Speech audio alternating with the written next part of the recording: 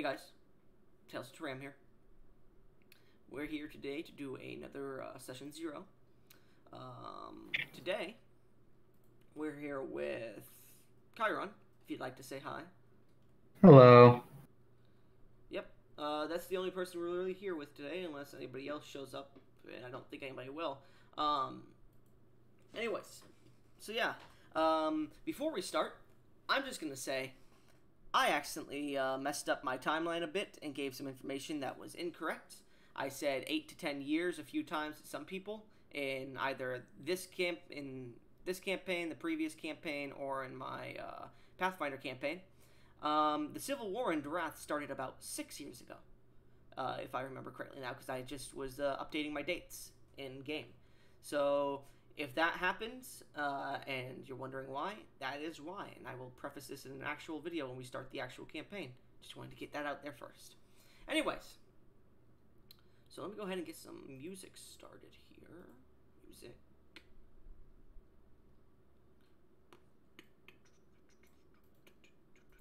I just use this song for like random ambience whenever, because it's epic. Anyways, so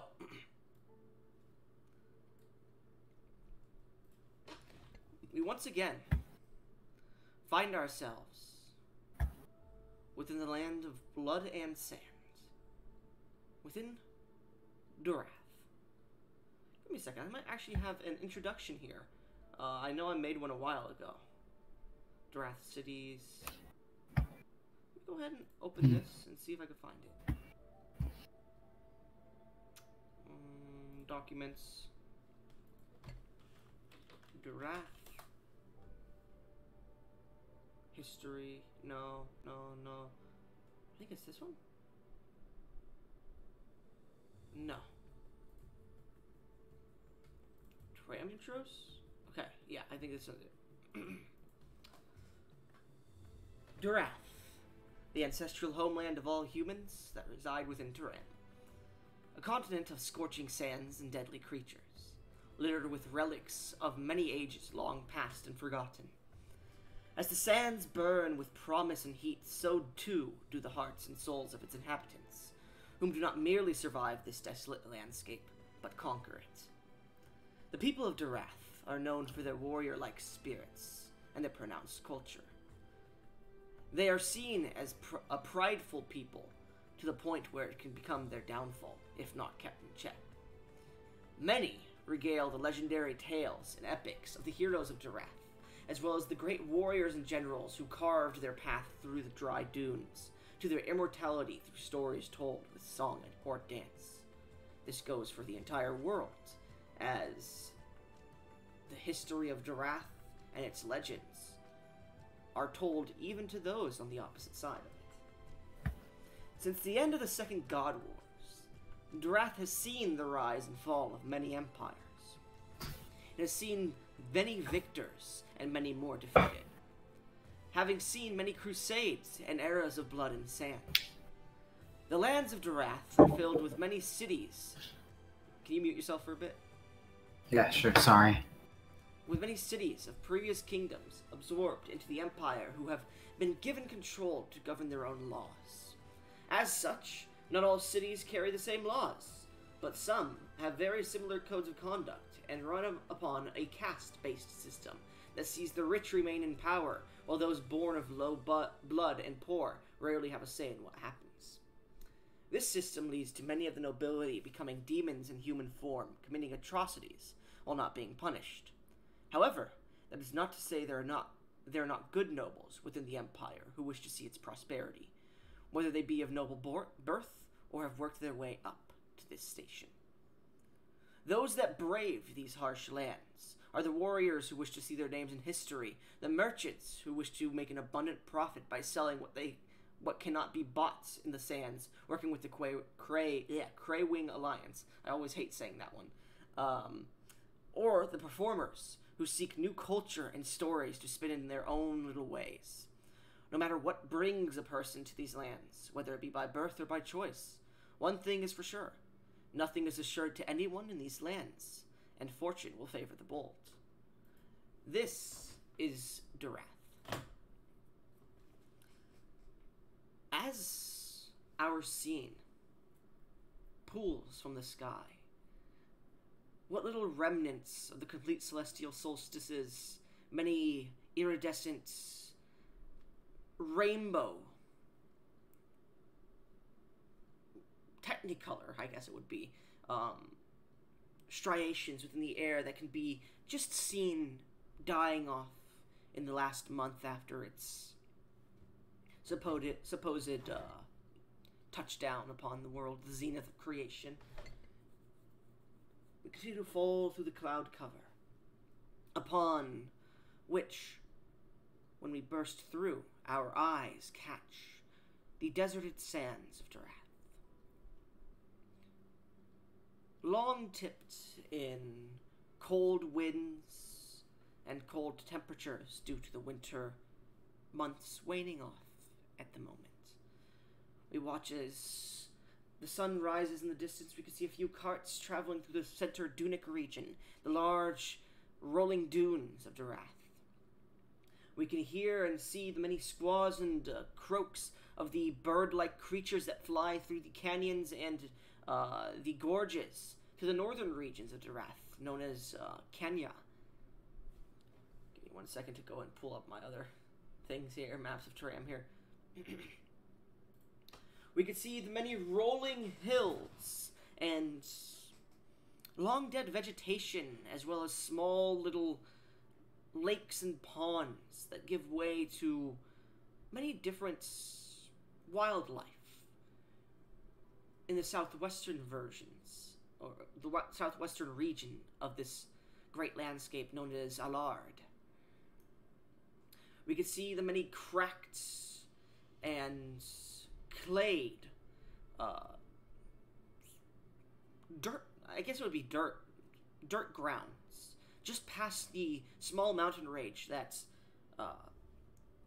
acts as a cauldron for the rain district, just to the south of the Dunic region of Durath. We could see just beyond the Kanya district to the west, the roaring savannas with as many elephants and hippos of the... Oh, I'm an idiot. I did the wrong... Okay, I'll need to change some shit up, but the Ilicales section of Durath, the region. And we can see the Jaggers region, the forested, jungled Jaggers region, just south of Rain. However, our attention is pulled eastward, and I messed this up in the other ones, so don't get on my ass about it.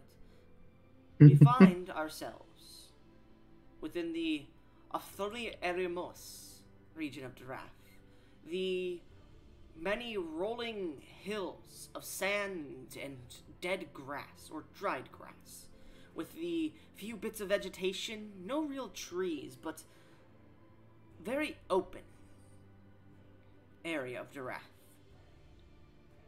It's what you think of when you think of a flat, sandy desert with no real dunes. It's arid and hot. There's bits of vegetation scattered about. There's some gorges, some canyons maybe, but very rare. As we pull ourselves down towards the section that cuts this and the Dunic in half to the Grand Durathi River, but just on its eastern bank, we can see a large stone city, two walls, an inner wall made of complete stone and adobe, and an outer wall made of adobe which seems to be pasted over not too old palisades, which don't seem to be more than 5 to 10 years old. We can see within that second region, that second walled area, newer looking buildings and constructions. We focus on that as the sun begins to rise. As we pull into one of the regions, which seems to be a small... Actually, no, it wouldn't be there. It would be within the center region. My bad. We take that and we fly through the wall to the inner wall, as we find ourselves within the northern reaches of the center wall of the city.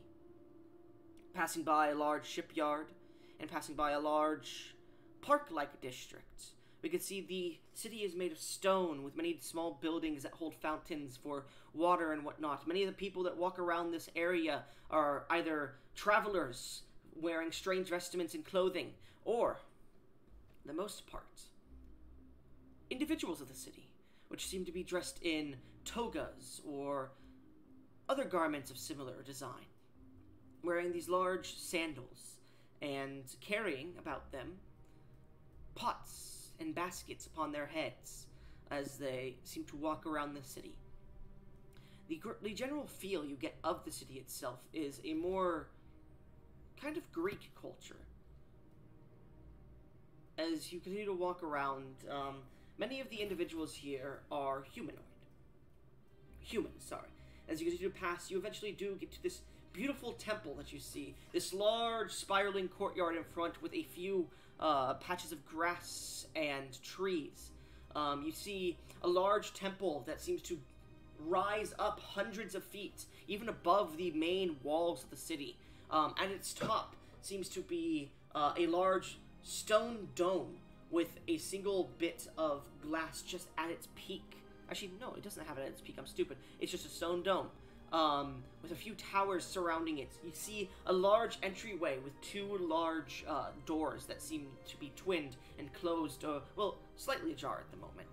You see these two large fountains that seem to continuously pour water out as they follow these two small veins in the stone that seems to make up the main floor here. As they follow down and continue to follow the patches of grass, they seem to interweave and move along where you can see bridges lead over the main path towards the large doors. You see many different statues of what seems to be prominent figures in Durath's history, though you can't name a few of them. And as we continue to push through, we can see two large statues at the entrance of the door, both of them mirroring each other. Actually, technically not mirroring each other. One of them, actually no, there would be two statues mirroring each other. Okay. They're the same statue basically, but just I'll go over them. One of them is a large armored figure that seems to be. Actually, technically, would they? Do I want to make a change to this temple here? No, I'll keep it. One of them seems to be a large armored figure with a large flowing cloak behind him, wielding a large halberd in one hand, as he pushes it to as this one sits, as you're looking at the doors, to the left of the doors, as he seems to push his right hand towards the door, where his halberd is creating a cross section at the top of the door's frame. The head area of this statue is a complete sphere, and it is the only painted color on this statue of yellow and orange. On the opposite side, a mirrored version of this statue does the same. This is the Temple of Sun.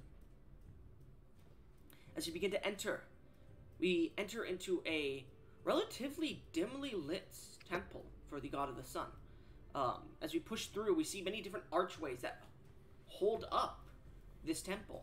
The temple goes about 50 feet up, well, at least 50 to 100 feet up. As you stare up, we could see many marble floors. Well, the floor is made of marble, is what I'm trying to say here. I don't know why I'm so nervous right now to say stuff about this temple. It's weird. But the temple itself seems to just be one large hallway with a few doors off to its sides. As you begin to push in, you do see what seems to be this mural on the ceiling of the stone temple that you can see up above you.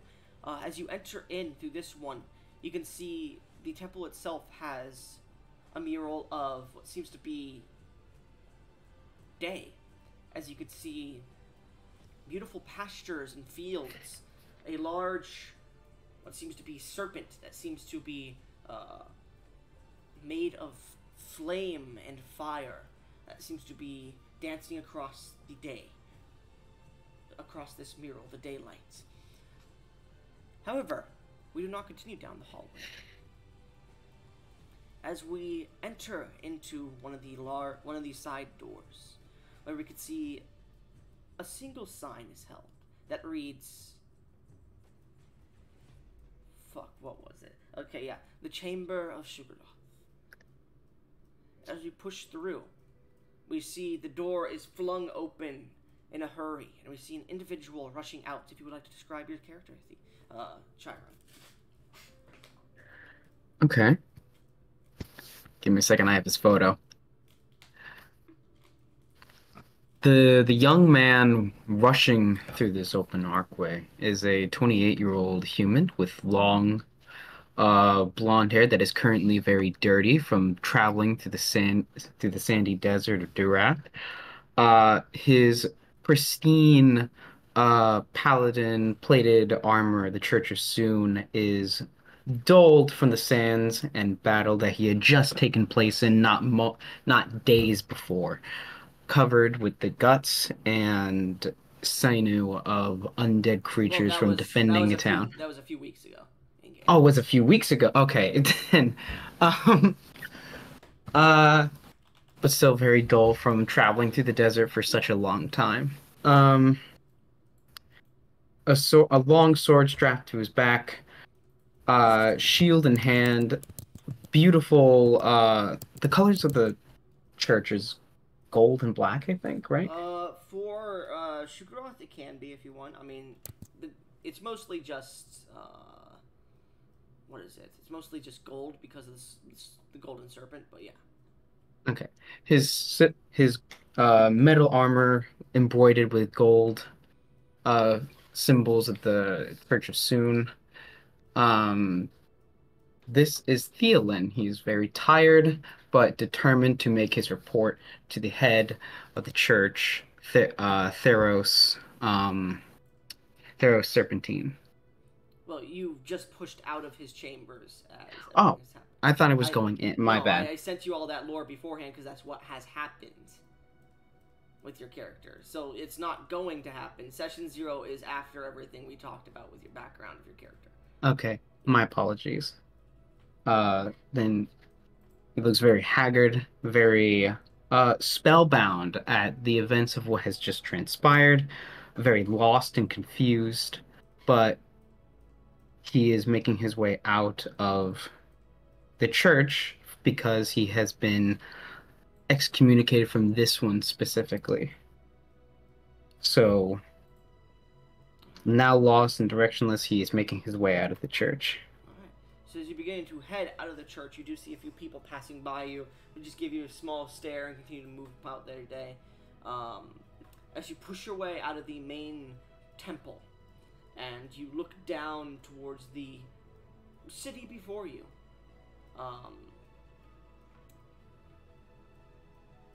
at this point, you find your way towards the center of the city, towards the Leaky Aqueduct, which is a place for you. Well, not a place for you, but a place where many people mention that they drown their sorrows in alcohol, or it allows them to think more clearly.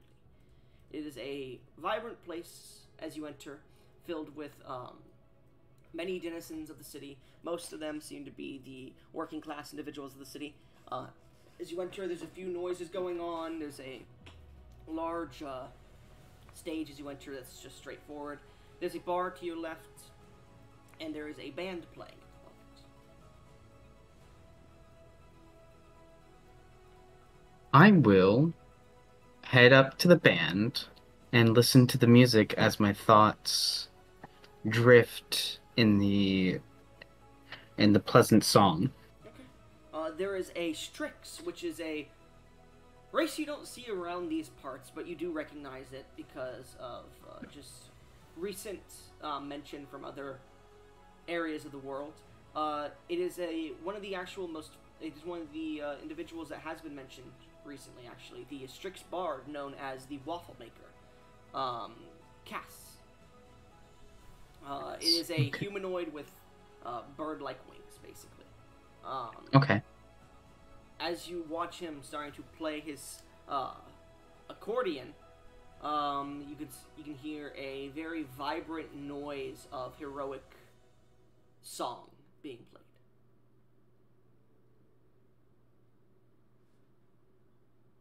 Is there anyone like around me also enjoying the music, or is it just Well, me? there's a lot of people in the bar. It's a large bar. That's There's true. a stage.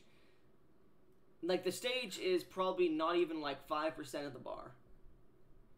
Like, let me give you the rundown of this place, because didn't expect you to stay here for too long. As you enter into the establishment, it's a good 120 to 150 feet to the opposite side.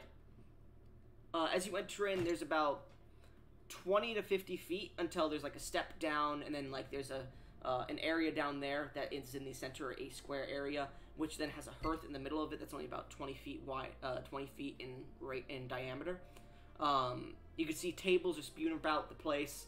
To your left, there's a bar with a small wall that allows the kitchen behind it. There is the stage on the opposite side, which isn't more than like a 20-foot stage. Above you, there are not rafters, but this small platform above you that seems to be a second story. And as you look to the right, there is a staircase that leads up. It's made of wood. It's not an actual, like, walled-in second story. Okay. But there are rooms upstairs that are part of that second story. That's basically it. There's a lot of people here, and people are just going about their day. The song is being played as you walk up to the stage, and there is a few tables next to the stage, but no one really, like, paying attention to the stage. I'm gonna go to the bar now, I guess. I've gotten my fill of the music. Alright, as you approach the bar, you do see it would be you see a half-orcish individual there, cleaning some glasses, getting a few drinks for others.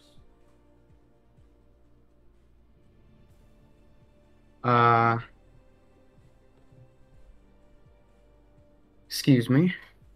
Hey, what can I do for you? What is a drink you would recommend for someone to forget?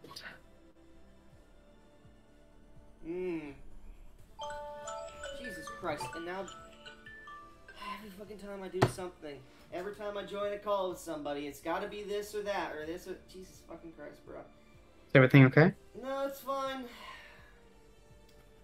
So, he looks at you. I got a few drinks, you're gonna have to be specific. You like human ale? Or sorry, you like human drink? You're like... What kind of drink are you into?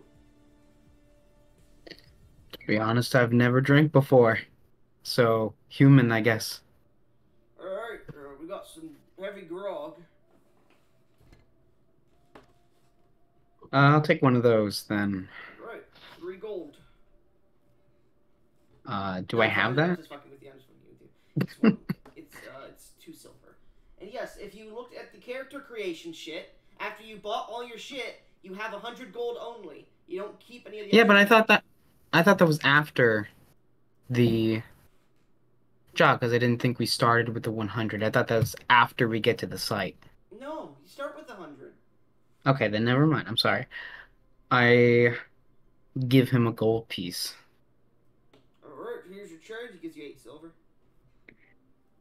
8 silver. Hold on, let me put that.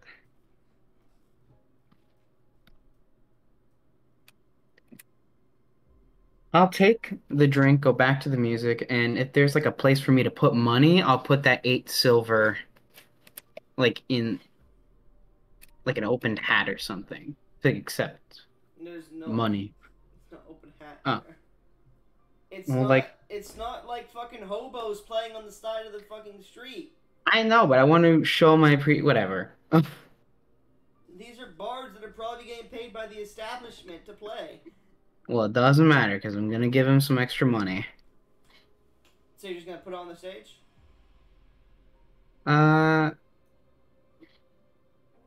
Nah, never mind. I'll just drink and then leave the bar, I guess. Alright. You down the drink and leave the bar. Make me a constitution saving throw. Okay. Where's my constitution? Oh, that's not good.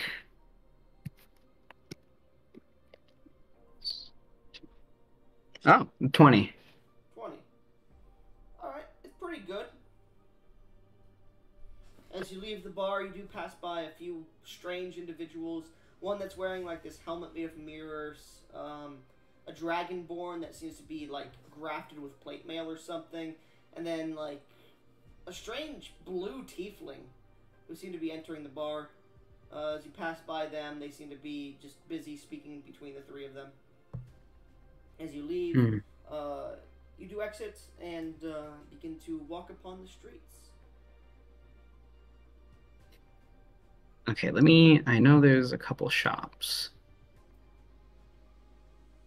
I'm going to.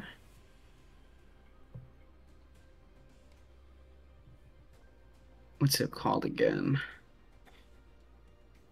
Did you go through my lore channel or something? Y- No, I had the lore for Thielen. Riverton has a couple of things there. There's the Uh, bubbles. There's bubbles and bottles if you're looking for a potion shop. yeah, there's There. the Hammer and Nail, the Warehouses, the Merchant Guild, Bought Bounty, the Bazaar, Mm-hmm. uh, Jobs for Adventurers. Okay, no, I got it. Okay, so Thielen's mind, after having such a wonderful drink for the first time in his life, uh, Yeah, drifts your back throat to feels like fire at the moment. yeah, my throat on fire, but a pleasant warmth in his chest and stomach as he walks through the crowded streets of Riverton. It's not really Uh, too crowded in this area because this is the East okay, Zone district, but the bustling streets yes. of this road in particular of Riverton, his mind will drift back to Riverton and his hometown, and knows that it is in dire need of some financial help. And with his purpose in the church now at the moment extinguished, at least with the Temple of Soon, he decides that a Well, worthwhile goal. Temple of Soon is the Soon religion is a different religion. That is the overall religion of like worship of Soon, the deity of fire and order and all that shit. The Temple of Shugaroth, which you are a part of, is a chamber in the Temple of Soon because Shugaroth was created as a divine being, a divine serpent, as a protector for the primordial. Well, you don't know about the primordial flame, but a Yeah. protector, a guardian spirit of Soon himself. So he is in the chamber that worships Shugaroth, not Soon, but they also do have a respect for Soon. Continue. Yes. Okay, so with his services in the Shugaroth chamber within the chamber soon now, It's also called the Chamber of Shugaroth in Soon's temple here, but yeah. uh, with his services for the chamber of Shugaroth now, at least for the moment, extinguished, his with a purpose no longer there, now decides that he needs to focus on something. So he is gonna go to uh the town master hall where he knows that there's a billboard Town outside Master of it. Hall. Yeah. No, you said Uh, the Town Master Hall. It's Town Master Hall.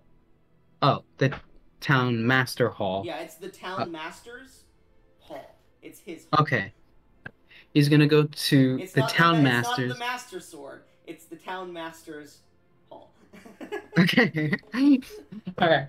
He's gonna go to that hall where he knows there's a billboard where the high-ranking officials and the mayor will post their work, and he is gonna go there and see if there's a job that he's able to perform that gets a substantial amount of gold, so he can start his new temporary uh goal of sending Rue Village enough money to where it can rebuild itself. Properly, yes. So go ahead and make me an investigation check. Investigation. Let me check my character sheet. Investigation. It's still +2. Okay. Hold up, I want to see how they pronounce. Oh, that is how you fucking. It is Greek. I'm an it. Huh? Oh god, I was wondering. I was like, it's the Greek one, right? So I'm gonna go with Ilocles, and I told that to him. Give me a second. I'm gonna have to put this in general chat here. At Wing.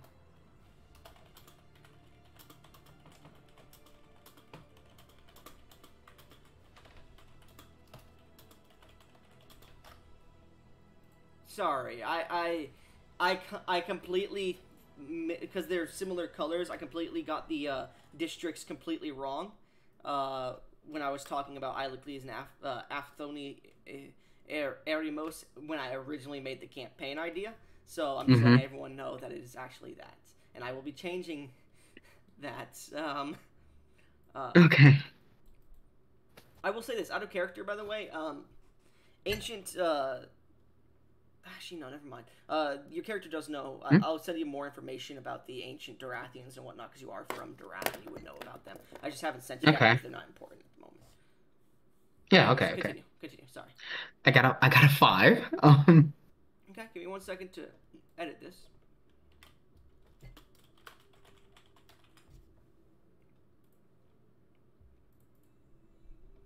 All right. So, as you're looking through these many different flyers and whatnot that are posted upon this large board next to this large, recently reconstructed house or hall, it seems. It's a large building. There's a lot of cracks and like mortar and pestle that have been made around the area.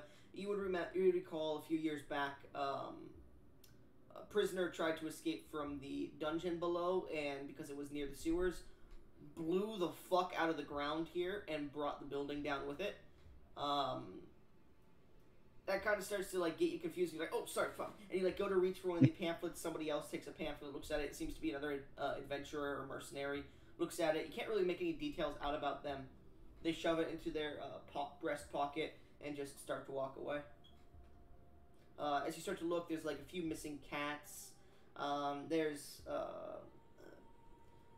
something from the Mistwalkers that mentions missing individuals from the Ghoul log. If you have any information, contact them below the city. Um, there's rumors of strange noises coming from the Wailing Gorge. Um, Mention of disappearances similar to that of what happened a few years ago. Um, there's mention of there seems to be one very filigree one that seems to hurt your eyes when you first look at it. As you take, do you like to? Would you like to look at that one a bit more? Yes. As you begin to look at it, it does mention. It seems to be a missing person's reward. Uh, it does have 100,000 gold listed as the price for finding the individual. Um, the the reward, sorry, the poster itself states missing individual, lost for around 3 months now.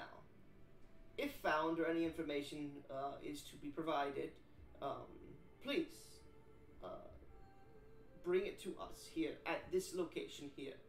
If you are looking to take on the job and investigate this disappearance, please also come to the same location. It seems to be one of the richer houses in the city. And And is there a listed time frame, or is it just go here to learn more about the job? go here to learn more about the job. As you continue to ply through these papers, if you wanted to take that one, you can. I will take that one along, and the price for the Wailing Valley is also listed, right? Can I take that one too? Uh, that one, that one doesn't have a listed price. It says speak to Avar, Okay. or the mayor. I think his name is fuck. What was the mayor's name? I know you have it in your notes If because I sent it I think recently. I do. I think Yeah, I do. Charles Rivera. Um, Let me. I think it's in the lore for me. Yeah, So let I me. think it's Charles Rivera specifically.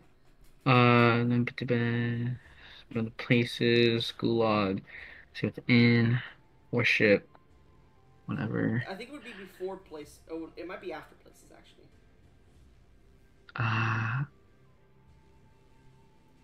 Uh, Alvar is the assistant, so that Yeah, should yeah, and then it should be be Charles Rivera. Charles That's Rivera. the mayor Yes. taskmaster. The Taskmaster, Charles Rivera, or Avar. Avar, you would know specifically because he's gotten you out of a few uh, hiccups recently. Avar is a gnomish gentleman who is mastered in many forms of magic. He has both. He has all three natural, arcanic, and divine magic he knows. He can't use all of them at the same time, however. It seems to be Okay. more of a preparation thing on his part. He is also. He's not the judge of the city, but he is the one who deals with the law quite a bit. So, like, if he believes there was an unjust ruling in a court case, he is the one who can override it, aside from Charles Rivera, of course. Hmm. But he is also known to take proceedings on very important crimes. Like, for example, if you murdered one of the. They're not nobles of the city, but they're influential people of the city. If you were to murder one of them, instead of the main judge of the city being the one who takes it up, he would be the one who takes it up. Okay. He is also he also like anything the taskmaster isn't able to do. He's kind of like the taskmaster's assistant. Um, Okay. Okay. no one really knows a lot about him aside from like his helpfulness, and he's a funny enough he is a follower of Orthol, which is a human deity of specifically if you look in the deities and faith channel. Yeah, I'm pretty sure. I'm pretty sure. Yeah, I'm pretty sure. Isn't he in my notes too? he I is, think. but I know exactly where he is in the deities and faith Oh, channel okay. too. Yeah, deities and faiths.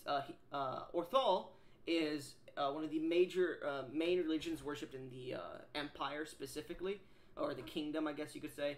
Specifically, he is one of the main like ones that are like, hey, these are the ones that we like a lot.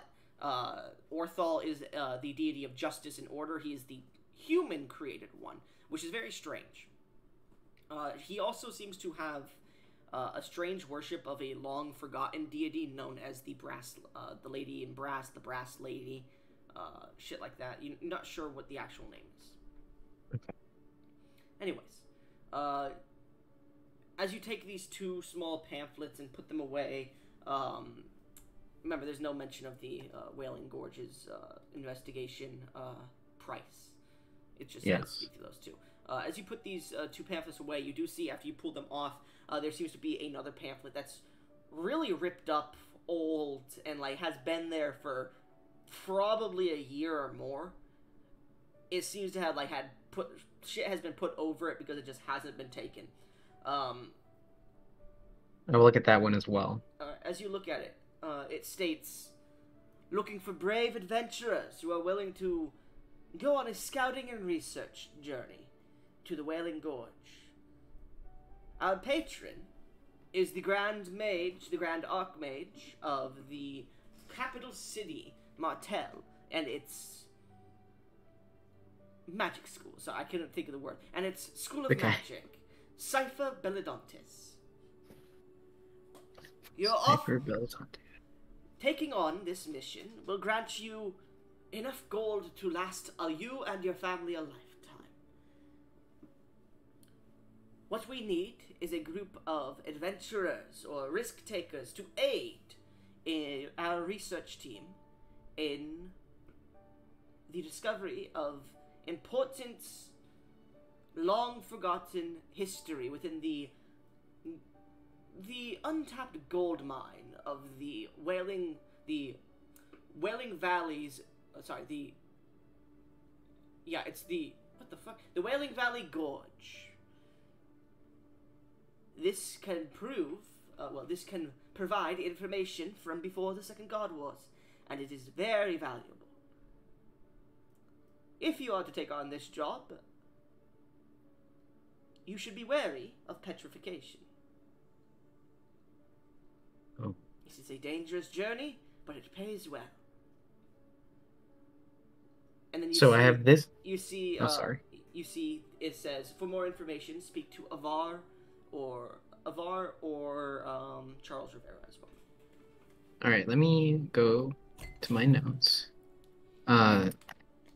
Jobs. I have the 100K gold. Speak to the noble. The noble's Really? name, by the way, let me just go ahead and generate a random fucking name here. Yeah, okay. Random name generator. 5e. Let's see here. Come on. Let's go with... What race should I go? Probably human, right? Yeah, this is a mainly human populated place, right? Now, It's let's go like with cat. Paragon. Alright. You see,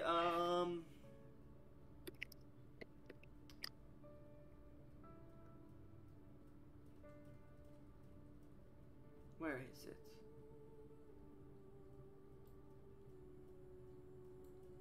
I'm not going to be able to pronounce that, so let's generate some more names. Okay. I have the speak to the noble, protecting the researchers. Didn't I pick up another Wailing Valley quest that I had that the price wasn't listed Yeah, it was at the all? one that was specifically looking at the strange noises that have been coming from the Wailing Valley. Yeah. That's Okay, what this protecting the researchers, looking at the strange humans. the Ah, name listed there, I'm trying to find your private DM so I can just send it to you. yeah. Where the fuck are you? Uh, speak. My actual name is Dum Dum. Oh, that's If why. you So, speak to it upon. seems to speak to good Sir Voth Earthstrider within the northern reaches, next to the Temple of Soon. I just came from there. All right, Yeah. let me. Author Strider. If you'd like Copy. to roll me a history check on Voth Earthstrider. Yeah, of course. Hold on, I just gotta change my notes. Strider. And then history, I believe, is just a +2, but we're gonna take a gander. This is, by the way, anybody watching, Oh, this is just somebody I'm completely making up on the spot, but I already have a lot of fucking lore made for him now. that's a 14. 14. Voth Earthstrider. The name does ring a bell. He's an important member of Riverton. You've maybe heard mention of him a few times. He is a very influential and rich individual within the city. Well, mid-tier rich. Like, he doesn't have a palace, but he has a mansion, probably. Hearing about him, you're sure that he deals with the Craywing Alliance, which spell I'll put it in here for you. Craigwing, like No, Craig. no, Okay. I'm spelling it for you. The Craywing Alliance. The Craywing Alliance, which you would know, it's a very prominent merchants group within Durath. It basically sells. Durath has had a problem with merchants overselling, like their Mm-hmm. prices being very high. The Craywing Alliance has been in existence since before the Second God Wars. Yeah. And it has been known to be the most fair prices. They sell directly to stores. And also sometimes to people if they come and ask them. But the Craywing Alliance is known for giving fair prices to stores and whatnot so that monopolies really don't form as easy. Okay. It was founded by... you can't even remember the name of the individual, but it was somebody from the ancient hero Altrivius's party. I'll send you Altrivius's name, too. Thank you very much.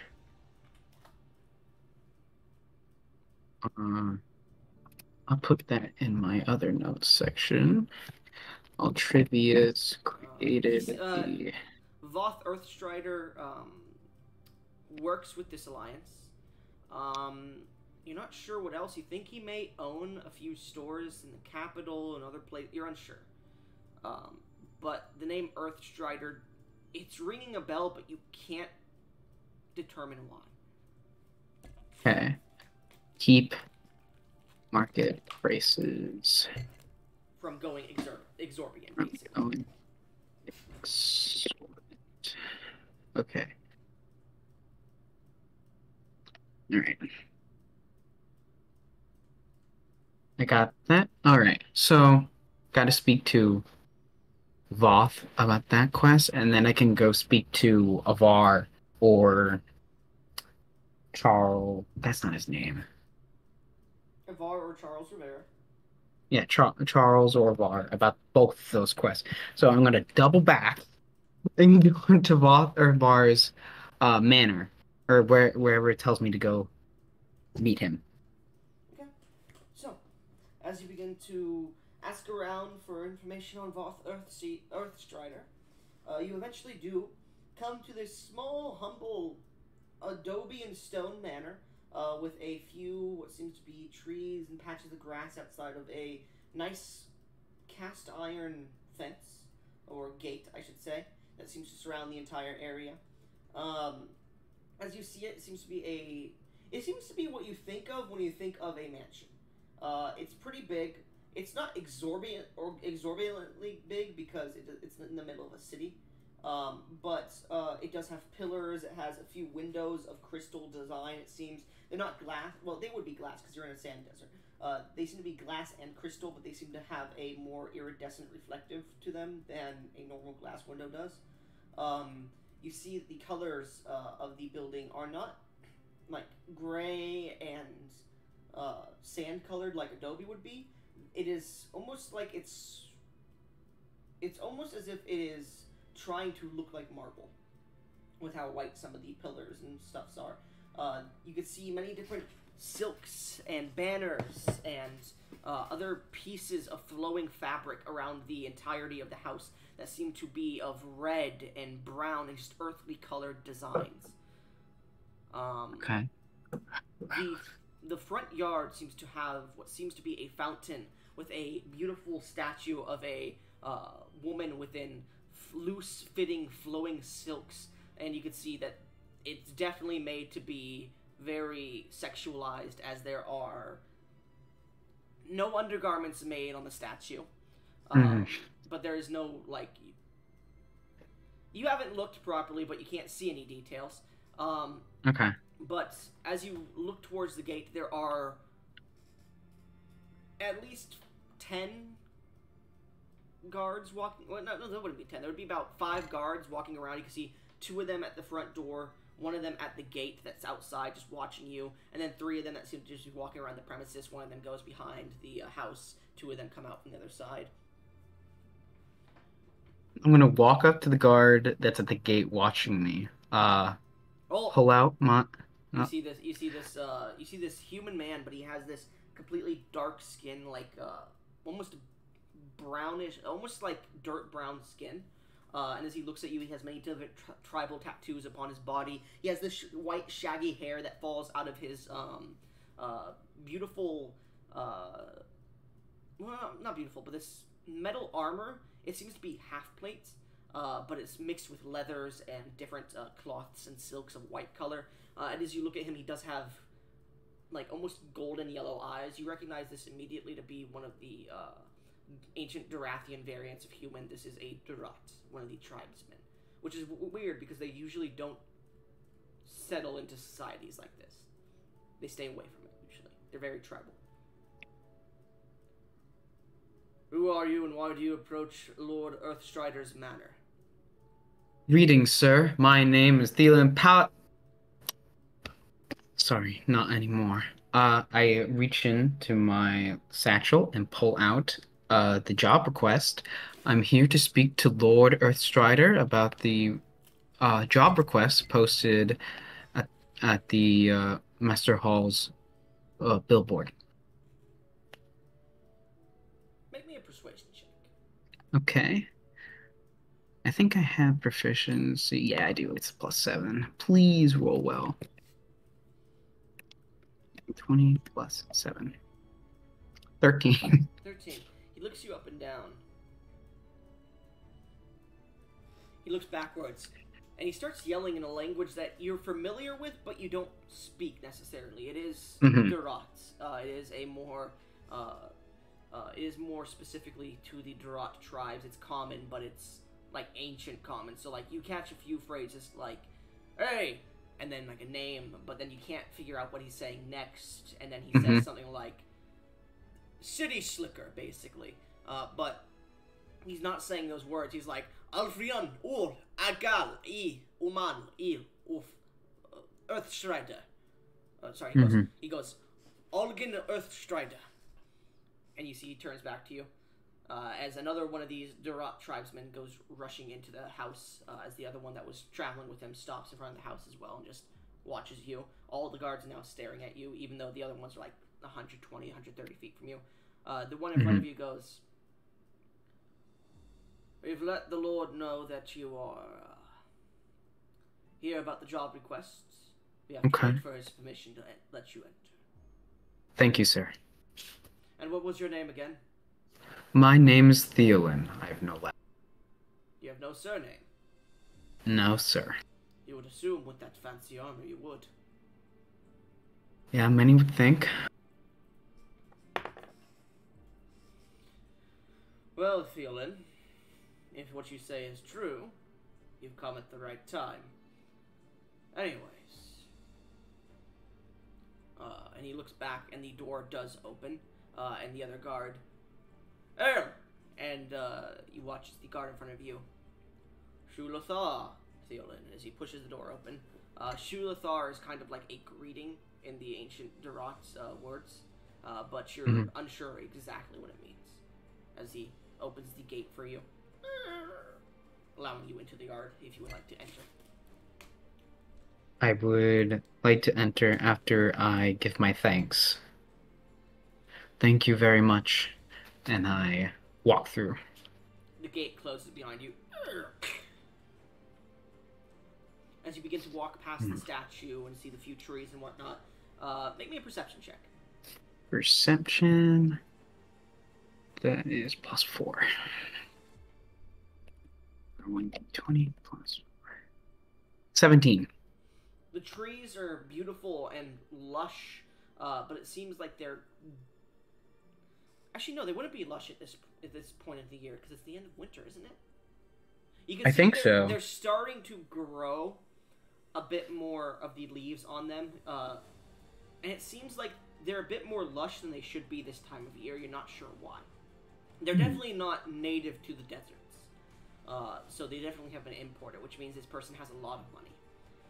As you walk past the statue, you do look at it really quickly, and it definitely does have details to it. As you walk past, you're like, okay, horny on Maine, and you continue to walk forward. Oh no. The statue itself is of a, you can't tell the actual detail of the face. Like, it seems the eyes and whatnot, the ears are covered by this, actually, no, it wouldn't be. It just seems they haven't, actually, would they have? They would have not. The form of the face is kind of detailless. Like, there's a petite nose and luscious lips, but you can't see any, like, eye detail. The ears seem to be of humanoid nature, and the statue's head seems to have this flowing hair, that shagged hair that falls all the way down to the feet of the statue. You can see it's holding up what seems to be this pot that just continuously pours water. It's part of the statue. The statue is like 15 feet tall, mind you, so it's not somebody that's petrified, to your knowledge. Unless there's a 15-foot woman. Isn't Big lady. What? Did someone say big lady, or is... No. I was making it. Okay. By the way, the Durat individual that was at the gate, I didn't mention it because I completely forgot about it. They stand a good head or foot taller than you at any point. The Durat tribesmen, that one, they're like their lowest height that really is possible for them is like 6 foot. Oh, wow. Yeah, but mind you, the other ancient Durathians, there's one that's like the lowest amount of feet they can be tall is 8 feet. And isn't that like Goliath size or something? Yeah, they're similar to Goliaths. Wow. Okay. God damn, that's a tall motherfucker. Mm-hmm. And then there's some of them that could just innately fly. Some of those 8 feet tall ancient Durathians can fly? They're 9 feet tall, those ones, but yeah. That's not their minimum height. They could be 7 foot to 10 foot, those ones. Okay. Okay. Yeah. But they don't have many other abilities is the problem. They can only fly for a certain amount of time. Oh, okay, okay. Yeah. Anyways, as you enter in and get to the doors, this other Durat individual looks at you. The master will be waiting for you at his office. I will lead you there. Do not steal, do not touch anything. If you go off the path or sneak away from me, we will assume you are hostile and end your life. As you say, sir. We're clear, sir. Follow me. And he enters into the door. as you pass him. I follow behind him. Alright. You enter this dark manor as he begins to lead you through the main foyer, up a few staircases, well, up a staircase, and then through these long, stretching halls.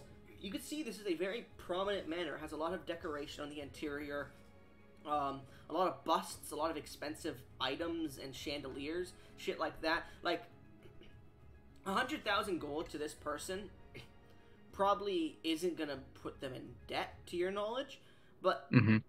like just by how their house should look. But as you're walking through, you can see every window is currently closed off with curtains or shades. Some of the area doesn't seem to be as clean as it should be. You haven't seen any maids or butlers as you've been walking through. Some areas do have broken bits to it. The rugs seem to have a few tears in them. They haven't been taken care of. You get the feeling like this man should have a few individuals in the house that should be able to take care of this place, but it seems to be on the not on the verge of collapse, but like it's getting there. As you walk, the wood creaks like it's not going to snap, but it's warping with every step you take. The Durat just continues to walk. Do you continue to follow him? Yeah, I'll continue to follow him. All right. I will say, you do notice there are areas of the wall where there were at one point long, long-standing hanged paintings. Like you could see the outline of where they were, and probably recently too, but they are no longer there. There are walking around, there are no paintings on the walls. I'm gonna turn to the guard leading me. Is Lord Earthstrider okay? It is not my place. Actually, make me a persuasion check. R1d20 plus 26. The Lord has become a bit more recluse in the previous months since the disappearance of the individual you are here to seek. It was bad before that, with the passing of his father and brothers, but it seems this disappearance has caused a bit of strife. It does not help that,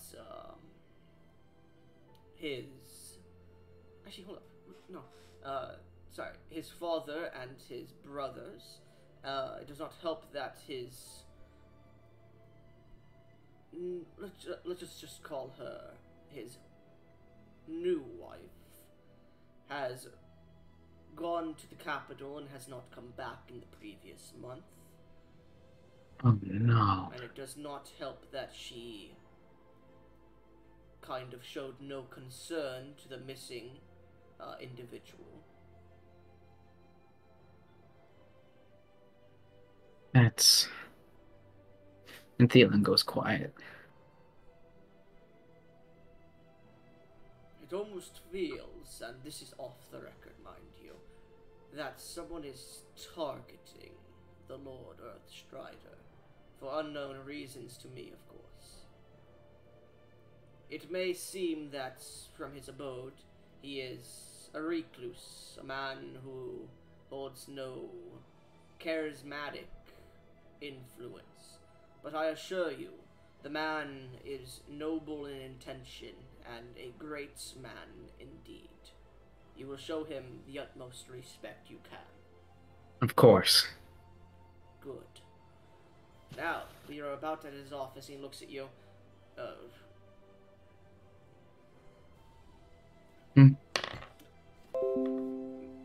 There is a bathroom just beyond his office if you would like to clean yourself up a bit.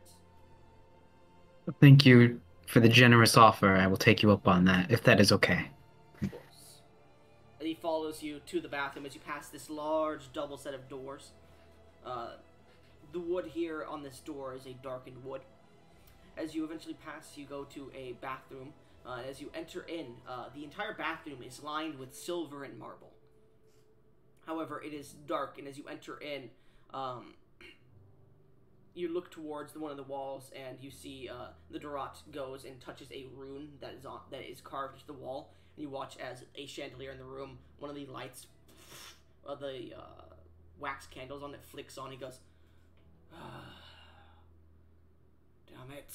And he, like, rubs his hand over the rune a bunch. We need to get an enchanter in here.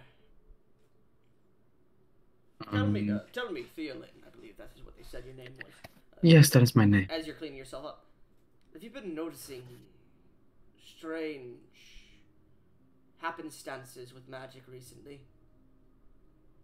Thiel's mind will go back to the attack on the town he had recently just defended, and the undead. What's his name? I have it in my thing. Agrippa. Grima? Agrippa. Yeah, Agrippa. And Agrippa and the sources of magic, all the attacks. Yes, I've seen and experienced some of these happenstances. Well, let me know when you are ready to go meet the master. Uh, clean myself up. If I made any like stains or something on the floor from my armor or unclean body, I'm gonna take out a rag and try and wipe it away before I head back out. Alright, well, it looks like you've cleaned up nicely. Follow me to the master's chambers, and you walk a good, like, minute or two, and eventually get to the doors, and he goes, the master is inside. If I hear anything strange, I will come running in. And Okay. he pushes one of the doors. Well, no, he knocks on the door first. Lord Earthstrider, we have the man named Theolin here to see you about the missing individual. The postage, sorry. And you hear, enter. I'll open the door The door and opens the door for you. oh, He just stares at you in the eyes, like pulls his hands up and does the thing like, I'm watching you. As you enter in, the door closes behind you. You enter into a dark office. The office itself seems to have a rug on the floor that seems to be very shag carpety kind of feel to it. It has a nice glass table about 20 feet from entering the office, and behind that, about 10 feet behind that, you have a desk.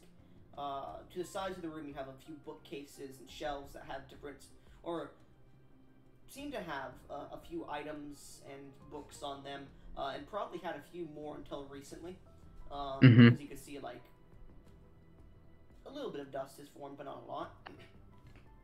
And as you enter in, you can see that there's definitely a window at the very opposite area of where you entered in, but there are curtains drawn, and what you can see is they are tied together with what seems to be hempen rope and silk rope that seems to just be very, very fastly, not fastly, but very vastly tightened.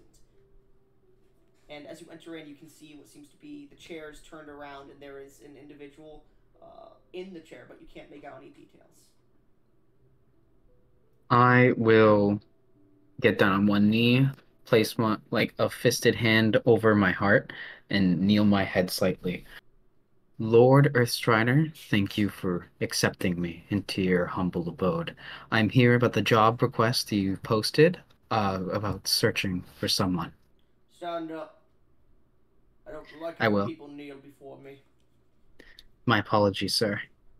Those days are but over now. And you see the chair turns around, and stepping out of the leather chair, you can see this humanoid with a bit of darker skin, but you can see like what seems to be cracks running through, almost like veins, but they seem to be almost cracks like through rock.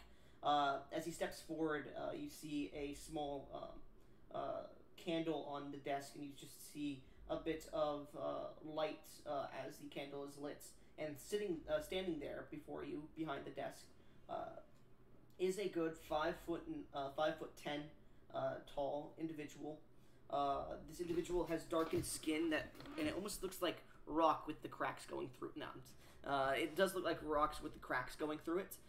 As he stands there, he has these beautiful braids that are pulled back. Well, these beautiful, what are they called? Can't remember. It's like the... Fuck, what is it called now? Can't remember the name of the haircut. What does it look? Do you know what it looks like? It's like, I can't remember the fucking name. It's what sailors used to have because they never bathed and it would just get wet and then just like stop. It would just dry there. What are those called?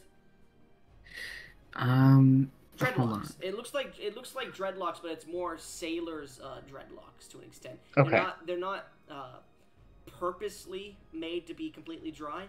It just seems like due to the weather and his probably current emotional states, they've been dried.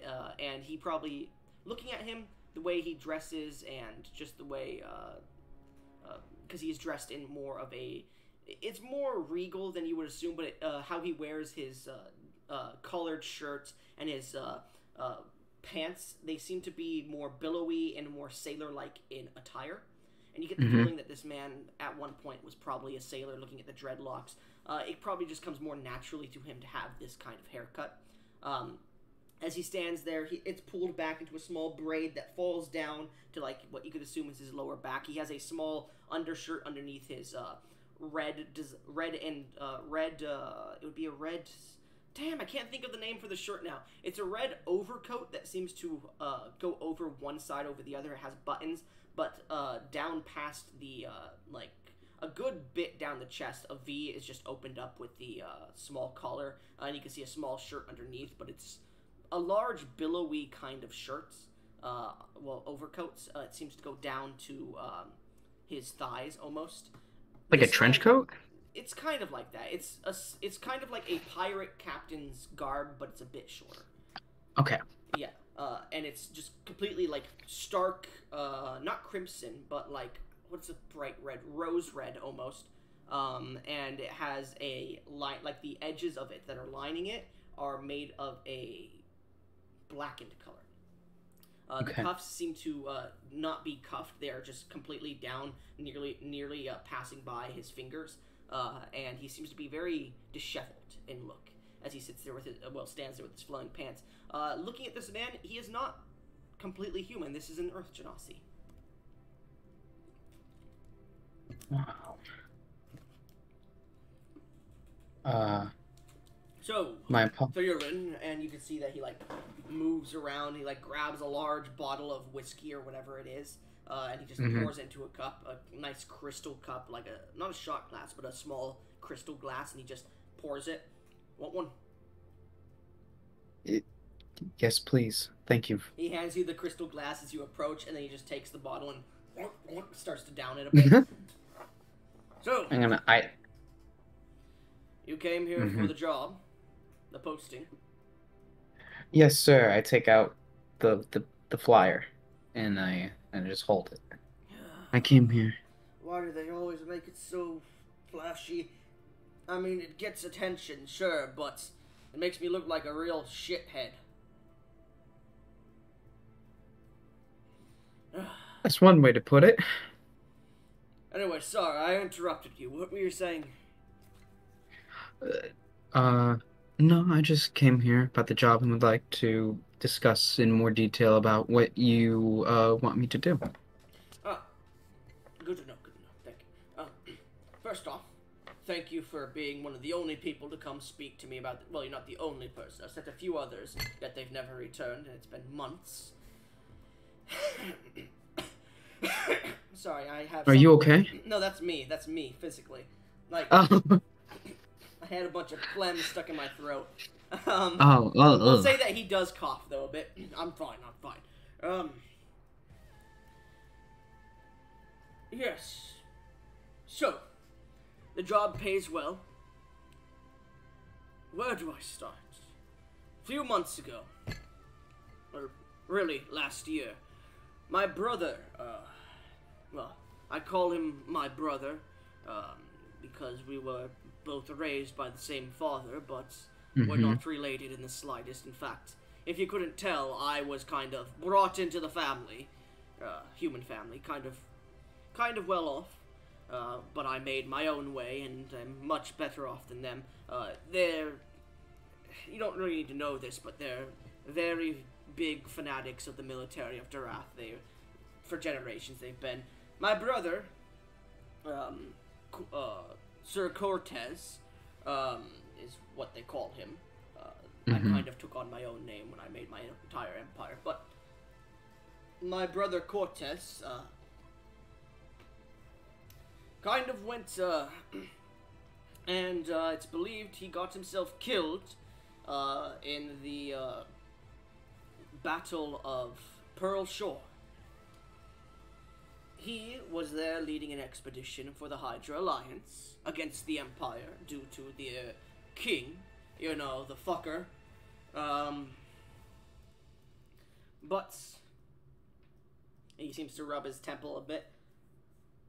But it's believed he got killed, and then after the news returned to my father, and he was kind of ordered by the king to start mustering his men, he kind of said, "Fuck you," and had a lapse of judgment, and during one of his sessions, the council the king keeps just for aid in certain matters and whatnot, may have tried to attack the new right-hand man to the king, Sir Pochi Anderson, a right dick he is, and attempted to attack the king, and was made an example of by being turned into a frozen popsicle and placed in the center of the entryway district of the capital city, not but a month after my brother was said to be killed.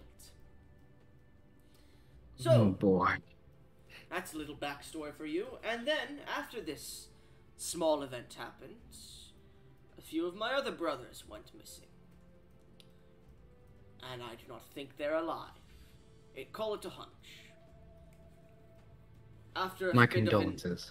Don't worry. After a bit of investigating, my wife, Charla, well, my new wife anyways, second wife after the death of my previous wife a few years ago. Don't worry, I'm getting over that. Okay. Charla decided to go and try to mend our situation with the king but a month ago.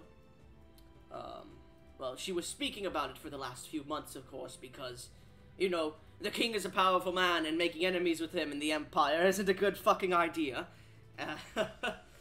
Yeah. Stupid ass.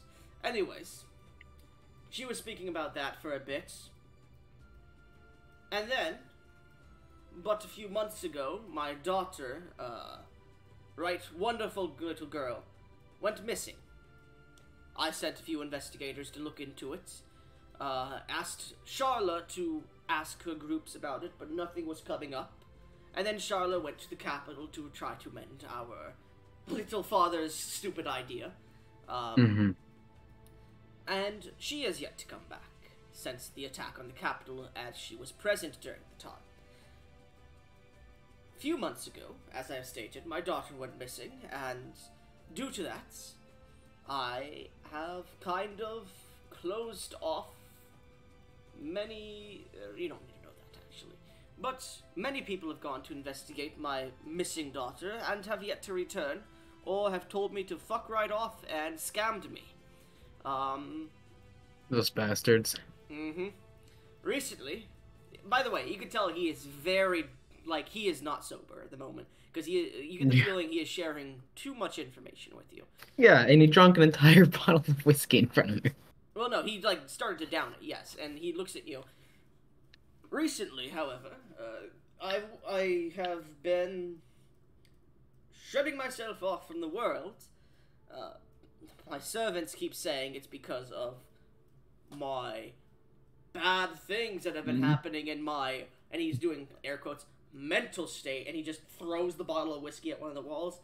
Fuck that. I know what I saw. Fuck you, Jonathan. He points at one of the walls and, like, nearly falls over and falls into the back of his chair, just, like, lands in it.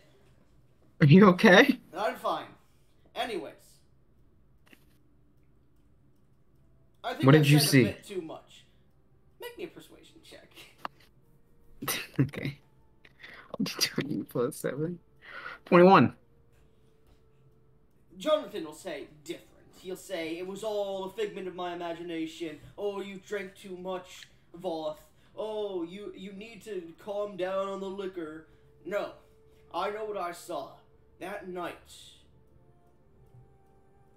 The night my daughter went missing. I was in my office. Low lit. because I was writing a message to the king, which I have since burnt. Hmm. I saw it. Shaded figures. Outside of my premises, not in the gates, but a bit off across the street or something like that. Staring. Well, moving in the shadows, strangely. One of them, as I looked out my window here, and he points towards the window, Hmm. stared into my eyes. And then what I know next. In the morning, my daughter was missing. There were signs of course, there were strange things that had happened during the night, strange noises that were reported. Um, Investigators have mentioned missing things that I did not know of, but no sign of forced entry, no sign of, how should I say, an assault or anything like that. No mention of strange figures entering my house, but I know what I saw. I feel, and I don't know, it feels as if someone is targeting me. It just feels that way. I keep feeling, I kept feeling eyes on the back of my head before wives, my wife went to the capital. I kept Hmm. feeling stares, as if someone was in the room with me, but not. Someone was keeping Scry eyes on me. scrying magic, possibly? What kind of, what magic? Scry. Well, I I mind you, out of game. out of character. Yeah, scrying magic is known by the higher clerics and whatnot, the temples. Oh. Most individuals in this world, like most mages, can use up to third level magic aside from players. Hmm. Fourth level Hmm. magic is like for those who study a bit further. Fifth level magic is like the top tier for most mages. Sixth level is like archmages. Those are like the Okay. most powerful spells that people know. Seventh level magic is for like those who have studied for like 100 plus years. It's very rare to even get to seventh. It is very rare to even get to sixth, much less Okay. fifth. So fourth level is usually what people know or have any information up to. I'm sorry, I do not know what this That's scrying magic. You probably would have, you probably know scrying magic because it would probably have been used a few times. been used a few times. I don't know if this relates to it, but I also have the magic initiate feat, and I have the and I chose for wizard. That's fine. So I don't know. Yeah. Well, scrying magic. I've seen it used a few times before in my services to the Church of Shugaroth. Oh, It holy. is ma Yeah. Yes. Oh, It's been. well, a good morning and good day to you, my good sir, and may your prayers be ever answered. May we find your daughter fast and true. Huzzah. Uh. Scrying magic is magic that can be used at a distance in order to see things, like from it, say, the Emperor's castle could use scrying magic to see you right now. I've seen it used in crystal balls before, but that is the only King. instance I have ever seen it. The king's palace. The King's Palace, my It mistake. may be called an empire, but there's no emperor. But many people like to call him that as a kind of jab. Anyways, continue. Yes, so it involves gazing into like a medium, like I mentioned, a crystal ball, and it can show you people from very long distances. It could also reveal prophecies or maybe revelations and inspiration. But Revelations. You said yes. relevations. That's not the proper word. Oh my. This drunk ass is fucking correcting you on your fucking language. Okay. My apologies then. Anyways, so you're saying someone was staring at me through a crystal ball? I'm saying the feeling of being watched, but the person not being there. It could have been scrying magic. I'm not 100% certain if this is the case, but what you described your feeling and what I know of scrying magic, it's it's not a conclusion, but it's a hypothesis. of what could have caused that feeling. Uh, oh, well, that's. I'll have to call upon one of the many mages I know to possibly see if they could detect traces of this scrying mag. Understood, thank you. Yes, and So, if you saw strange figures that night, yes. left no traces, could it possibly be a... Would I know of any undead that could like phase through walls beyond ghosts and ghouls or You something? just know, like, basic, like, your basic, well, what's your religion score? My religion? Okay, hold on, let me check.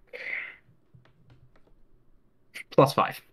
You would have heard of, there is a very undead, like, phenomenon that's been going on in Durath recently, like shadows, shades, things like that. There are Hmm. creatures that can travel through shadows. There are creatures that can phase through walls. Um, there are a lot of creatures that any creature that has like any ethereal form can do so. Yes. In my time with the church, I've encountered and heard of many undead that have the ability to phase through material planes. I am not sure The if fuck is these a are the co material plane? maybe not material plane, my mistake. Corporeal. They can effectively phase through Are you objects. talking about ghosts? In a manner of sense, yes, that is You something. said manor. We're in a manor. We are in a manner. Um, yes, that is one example, though I'm not sure if ghosts are the culprits. If you saw these shaded figures that didn't speak but were able to see you, given that there were no reports of any noises of any kind, there were no traces of assault, I think but I'd know if my manor was haunt. And he stands up and immediately just falls onto his desk. Like uh, just starts snoring heavily. I knock on the door and I'm like, sir. As you're like, fuck, and you're like about to go knock on the door, you could hear the door open. Jonathan, come out. Looks like the master's fallen asleep. And you hear, I was just about to, from one of the bookshelves, as the bookshelf opens up. And you see stepping out this human in this butler attire as he steps out. He grooms his face a little bit as he steps out, pushes a bit of dust off. Well then, you may leave now, guard. I don't think this man is going to do anything dangerous to me. Of course, and the door closes. Well then, Thielen, apologies for the master's unceremonious departure from the realm of the waking. But I believe that is all the information you're going to gather from us today. Um, I believe you know what your task is. To find the master's daughter. Yes, and I do have a small sketch here of her if you would like it. Yes, Um, thank you very much. your reward will be granted to you 100,000 gold. Once you have retrieved her and brought her back, any information regarding her will grant you a 10,000 gold bounty. If, Any information regarding whereabouts? mind you, Great. if she is found dead and brought back that way, you will not receive a reward. This is a life only, living only reward.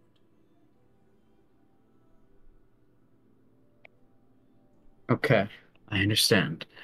Do you have a list of the items stolen? Maybe I can try and locate some of those as well. Maybe they'll lead to leads of where the daughter is perhaps located. It was mostly quickly grabbed things such as candelabras and silver pieces, or like not silver coins, but silver pieces. No paintings, nothing large that would take a long time or make a lot of noise when grabbed. Um, A- Anything nothing, personal, something that could be identified? nothing from the personal vaults. However, I believe there was. I do not recall specifically, but I believe there was something of personal value taken from the master's chambers as well. like his actual chambers, not his office. Oh, hmm. Though I can't recall it at the moment. If I do, Let. I will send you a letter. Thank you very much. Uh, then I will. And he takes out a small locket, this golden locket that he has. This is the master's. Actually, no, technically he wouldn't have that. No, he would take out a small picture frame and he hands it to you. This is the master's daughter. Her name is Shiera, and he hands Share. you it. And you see this young, like probably not older than 10, 12-year-old human girl with this beautiful, and I forgot to mention, the man's hair is scarlet, and actually no, it's not scarlet in color. His hair is a deep earthly brown with a bit of golden fleck to it. That seems to be Hmm. natural, and it doesn't seem to be like added in highlights or anything, but highlights of golden color. You see this small 10 to 12-year-old human with deep scarlet hair and pale white skin. She has none of the defining features of her father aside from his golden eyes. This is Shiera, and I will send that to you in private DMs. Shiera Earthstrider. She is of 11, turning 12 this year, and she practices divine magic. She goes by the nickname Sherry.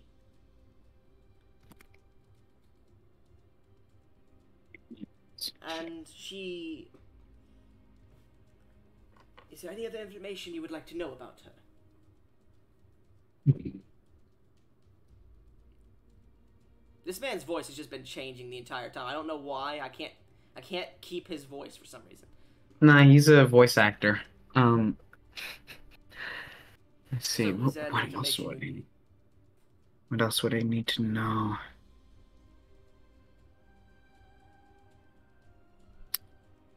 She has golden eyes, scarlet hair, pale white skin.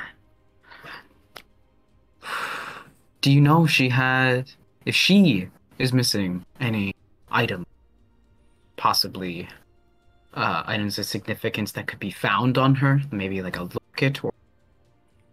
There is... let me roll, actually, to see. That's cocked. Oh, that is pretty good. I do recall one thing. When she ended up going missing, nothing in her room was moved around, but she always does wear this brass and silver, not a manacle, but a large bracer that goes from her wrist to her elbow. It's not that big, but just on her it is. Yeah. It was given to her by a noble lady, I can't recall the name, from a few years back when she visited the house. Actually, no, I believe it was actually given to her mother as a gift, and then gifted by her mother to her a few years back before her mother's unceremonious death, and then her father remarried. But it is brass and silver, and it has a few ancient Dorathian scrawlings on it of protective magic. It is abjuration based in nature. It's not powerful magic. Of course. That kind of information. Right, let me see something. What does I have a let's see where is it? Locate object. It's familiar to you. Sense the direction of object's location, as long as that location is within 1,000 feet of me. Object is in motion in the direction it's moving. Spell can locate specific object known to you as long as you've seen it up close within 30 feet at least once. Nearest object coming. Thank you very much. Sir Jonathan, was it? Jonathan, yes. Thank you very much for the information. Well then, if you are going to get going on this job, I'd recommend you do it soon. Do you have any possible leads where the others went first in their search? The investigator was speaking to a contact named Patrick Drog or something like that. He works as a warehouse owner here in Riverton. Another adventurer was going to speak to Barnabas from Barnabas's Bounty, the magic salesman. Um, Hmm. but he seems to have been busy lately too, and then we lost contact with that adventurer. Um, I do know there is mention of an individual that may be able to. There was mention from another adventurer that came through of an individual named. Let me just go ahead and look in my NPC's channel here. Give me 1 second. Of another individual named. Where is it? Seron Lotri, Seron Lotri, Seronlotri. That's the first and last name. He owned a small manor within town called the Riverton Together House. Until recently, when about 2 years back, when the king condemned him and attempted to arrest him, he fled and joined the Jagabrettian Alliance. There's rumors that he's returned to town recently. Okay. He So he does have Sarah. connections with many of the underscored people of Durath. Seron, Seron, Mm-hmm. Lotri, Lotri. Man named Sarah Lowtree. The warehouse. I'm just writing down the possible leads that you had The mentioned. man in the So there's, warehouse should be in your note in your lore already. yeah, man in the warehouse, and then there was that shop.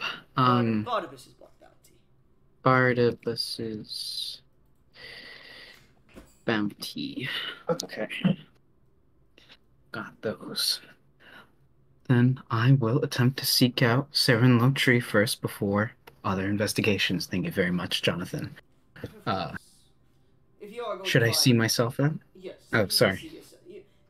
You may see yourself out, but beforehand, and he pulls out of his pocket what seems to be this interdimensional like magic pocket or something. As he pulls out what seems to be a teapot, and he goes, Mhm. "Would you like a small bit of tea to wash down that Yes, pain?" sir. Yes, sir. Thank you very much. He takes a small To be. teacup. He like flicks his hand, and a teacup appears as he pours it in there.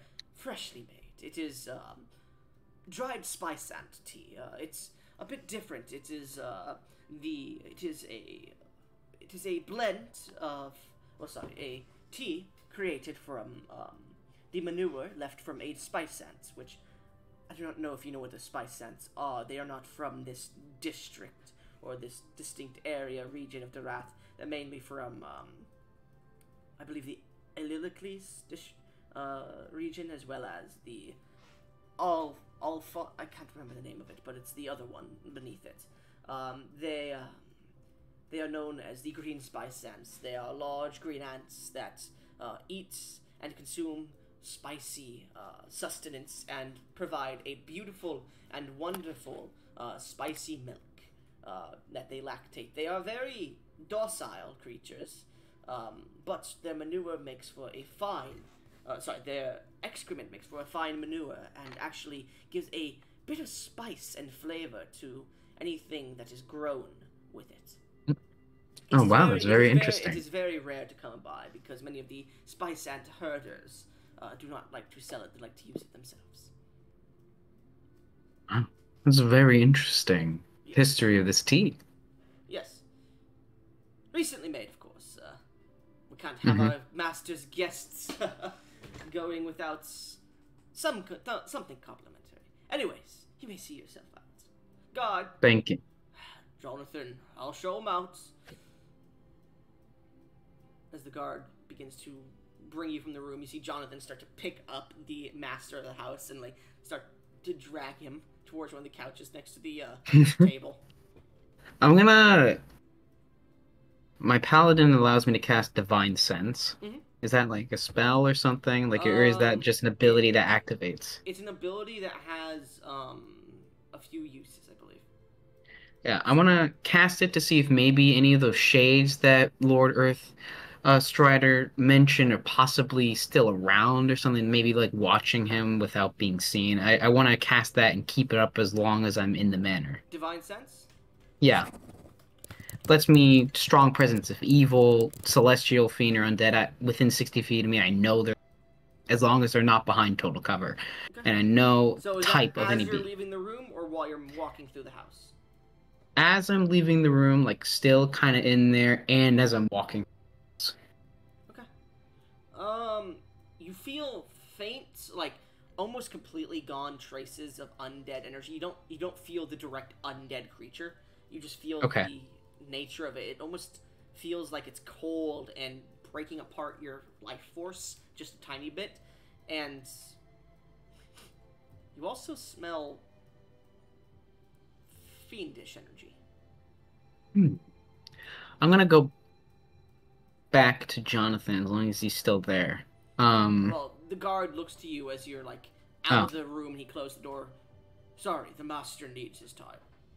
that's fine. I have some possible information to report. I'm not sure how if it relates to the case, however. Well, then compile it with whatever else you have. Uh, The master is in no mood or no. I'm trying to think of the word. He's in no. a He's bit. not in the shape to continue this conversation. May I report it to you then? I do not think that would be best. That okay. I will take out You may if maybe you like wish, but it may not be best. If you I'm have a going. letter I can give to Jonathan to hand to the master. Yes, I will take out a piece of paper, Parchment. uh parchment and my ink and quill and write down the undead energy I felt fading, Okay. cold, whatever, that's still in the house and is leading, and it's fiendish type energy. Okay. And I'm gonna write that down and hand it after I like fold it into as a letter and hand it to the guard in front of me. I will deliver this to them upon your escape of the house. Thank you very much. And I will continue to walk forward and try and follow that as much as I can. Follow what? The trail of that No, it's fiendish not a that. trail. It's just in the house. It smells like Oh, well something then. has been in the house before. The fiendish Oh, energy then. you can't really pick up. So what it is? Let's see here. You know the type of the being. But not its identity. You detect the presence of any place or object that has been consecrated. So you don't detect the exact location. Hmm.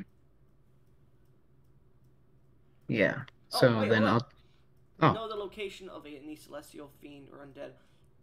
Okay, so the fiendish energy you just can't locate it at the moment. The undead energy just seems to be reminiscence of what seems to be undead energy. It's not leading you anywhere specifically. okay. You don't detect any fiend or undead specifically. You just detect their energies have been here recently, like within the last Recent. few months, I would say. Yeah, that will all be in my letter. I will leave, and my first stop then would be. Let me check my notes again. I don't. I think that no, Sarah and I would have to ask around. Remember, your character has other things to do too. That's true. I have to go. I'm gonna go to Avar, uh, or Charles, whichever one I find first. But I'm gonna go to the mayor's. After speaking Go. with Avar, you are told that the Wailing Valley Gorge, they have been hearing strange noises coming from it, converging from it. Well, the Wailing Valley specifically, not the gorge. The researchers have mentioned that as well, and have been sending letters asking for an investigation into these strange noises. And there is a reward depending on what you find. Investigation into these strange noises in way. Oh, is it not the Wailing Valley? Where is it? The Wailing Valley. Oh, Valley. Reward dependent on what is. The Wailing Valley is a large, like, gorge-like area, a large canyon area within the area that you're going to. that is the entire place, like the entire map zone of that area. While the gorge itself is the small ravine and whatnot that goes down underground. That is what the gorge is. All right. That is Okay. the specific location of the Wailing Valley Gorge. The Wailing Valley is that area around it. Okay. Uh, all right, I got that. And the protecting the researchers, I also because I talk to the same people, don't I? I Yeah, also have and to he would talk. also Yeah, mention that they are leaving tonight. And as you look leaving. outside, it is like 3 o'clock in the afternoon, and they will go. They will allow you to buy whatever you need to go, if you want to accept the job. Leaving tonight. Buy whatever I need if I accept. There's no mention of the reward. There's no mention of a specific reward. It's just that a few thousand, like thousands of gold split, thousands of gold reward. Gold reward. Okay. Um. Yeah. Okay. So it's 3 in the afternoon. Leaving at night. That gives me maybe time to investigate one of those leads. So I'm going to try and find Sarah and Lotri before. Actually, no. I'm gonna Oh go to the no! researchers. At the moment, your character. This is before your character had bought anything for the like actual thing. So your character's Oh, gonna this is spend before. time buying shit. Yeah. Oh, okay. Then I'm gonna go to the researchers Hmm. and tell them I accept the quest Well, or ex Avar would be the one you tell. oh then I'll tell Avar um I'll join the quest to protect the researchers. You mentioned that they said I could buy whatever I need if I accepted. With 3,000 gold, yeah, blah blah blah, all that shit. The Yeah, stuff we yeah. recommend, yeah. And then go out, go buy that shit. Hmm. Um I don't think I need to go to the warehouse for anything. Does the sand glider, would I go to somewhere for that? Because I did buy that. Roll me just a general history check. 20 plus, I think it's 5. Let me check again. And how much did I say the sand glider cost? 750 or 1,000? So, yeah, 750. Okay. 21. 21. You do manage to get the feeling after speaking. The sand glider business is owned by Voth himself. Oh. So I would say roll me a persuasion check. I went 20 plus 7. 13. All right. You managed to tick off an extra 100 off the cost of the sand glider. So I will say you can pocket that extra 100 gold if you want. Oh, awesome. Okay. Yeah. Then let me add that to my thing. Where's my gold? There it is. 199. Okay. And when you buy Then the I bought sand them. glider, they will say that they will usher it towards uh, the the research station with someone else driving it. Yeah, I'm gonna ask them the pay rate I need to pay the driver if I want them to None. continue to drive for me. They're paying Oh, you. none? Yeah, and you won't be riding on the sand glider. You'll be with other people, but the sand glider will be at hand because it's the day of you guys leaving. So Yeah, okay. yeah. Then I bought all my shit, so it's nighttime now or something that Well, it's about day. 8 o'clock, and you guys leave at about 9. Then I'm not gonna do something that will take too much time. I'm gonna go to the shop mentioned and talk to Which shop? shit, hold on, I have it. Possible leads. Barbatus's bounty. Barnabas's bot bounty. Bot bounty, my mistake. Yeah. So Bot bounty. as you approach this quaint-looking, beautiful shop, it has this. Unlike the many different stone exteriors of many of these shops and buildings, this is on the let's see here, the western edge of the Grand Bazaar, which is next to the docks. This edge of shops seems to stop where the bazaar ends. It's like the final line of where the bazaar is. As you approach it, you do see a few windows with a few curtains closed on the inside. You see this quaint slatted wood design of a shop with a door that seems to enter in. It has many flags and different silks in the breeze. It has these like weird like changing lights that seem to make a design pattern of like flashing on them, kind of like Las Vegas kind of fluorescent lights that are around a sign that is placed out front of the shop on a small platform that reads Barnabas's Bot Bounty. I'm gonna enter the shop All right, as you enter the or shop, this. go ahead. Yeah, it is a shop. I was gonna say the building, like shop As or you building. push into the shop is pretty big. You see many different shelves lining the areas, many different stands with different pieces of armor on them, or felts, or clothing. You see large weapons that seem to be locked and placed behind barriers. You see a large counter at the very distance with this almost opaque black, impossible to see through glass in the center of it. You see a bell on it, and you see behind it a beaded curtain with silks and different pieces of cloth falling down from behind it through a doorway. There seems to be no one present here. As you walk in, you can see small floating, dancing fade lights that seem to just flash in and out in different areas of the shop itself. The shop is dimly lit, and walking in, it is a nice, temperate 65 degrees. Okay. There's also a strange airflow that it almost feels like there's a wind in here.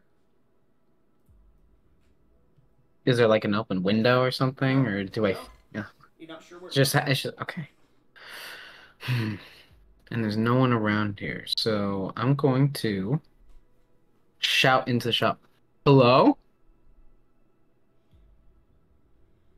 If you need, Very. sorry, if you need me, you should press the bell. And you see, walking out of the curtain, shouting is rather rude. My apologies, sir. Walking out of the curtains, this 6'5" to 7 foot tall elf who seems to have these long ears that, unlike most elves in my world, there's two types. There's those with the floppy to the side ears, and then there's also those with the knife-like pointed up ears. You see this man walks out, he has these floppy ears that come off to the side, but they also seem to almost part backwards a little bit to become knife-eared a little bit. As he walks out, he has this flowing scarlet hair that falls to the center of his back. It seems to be braided a bit. There's many different pieces of jewelries and beads in it.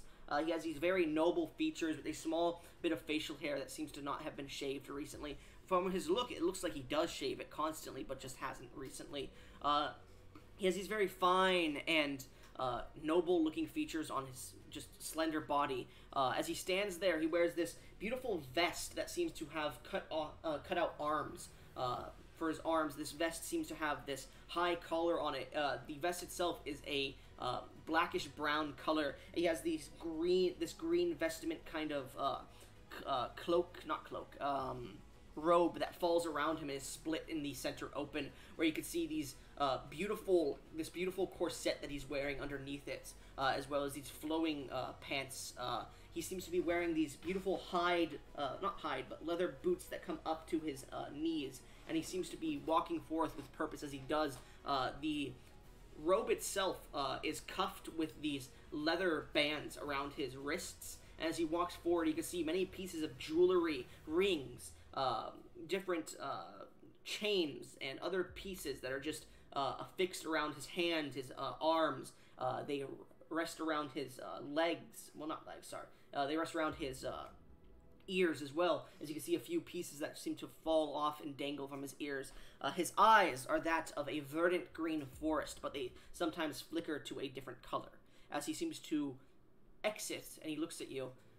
It is fine for now. After all, my friend, this is our first meeting. It is a pleasure. The name is Barnabas, of Barnabas's Bot Bounty.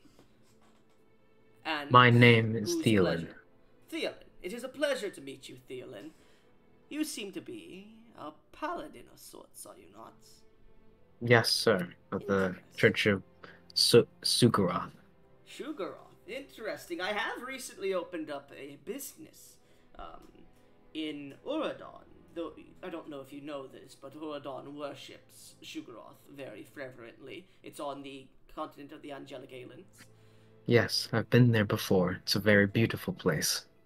Interesting. Well, I just found it interesting myself. So, what can I do for you, my good friend Thielen?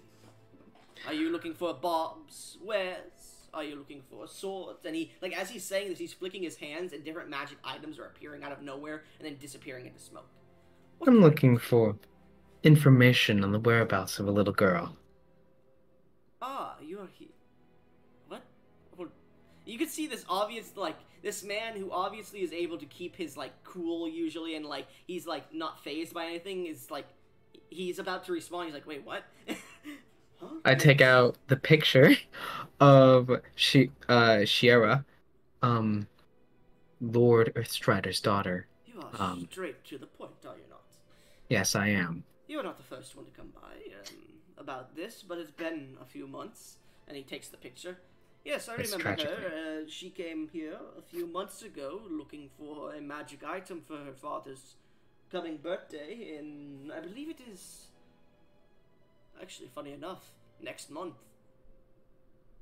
Hmm. And he puts it down. Yes, she's gone missing, you say? Yes, but You would can you see not he's like know that? he's staring at you and watching your facial expressions. I look at him guarded. He would know that she went missing if Yeah, other he adventurers just he came for her. literally just mentioned that. All right. Hmm. Uh, roll me a persuasion, or actually this would be deception because you're trying to hide information from him. He's just trying. Uh, It feels like he's just trying to get a read on you. Deception. Let me check Yeah. my deception. Okay. 12. As a member of the church, I will assume you are not part of those who have kidnapped her, looking to see if you can get a bounty from him. So, what do you wish to know about her?